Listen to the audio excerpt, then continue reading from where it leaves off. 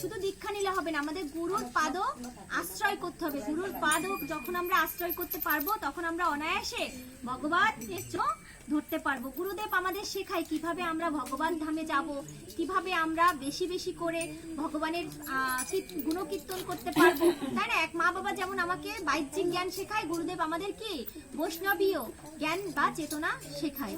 আজকে এই দিনে, মহান এই দিনে আমরা গুরুরও আশ্রয় করলাম।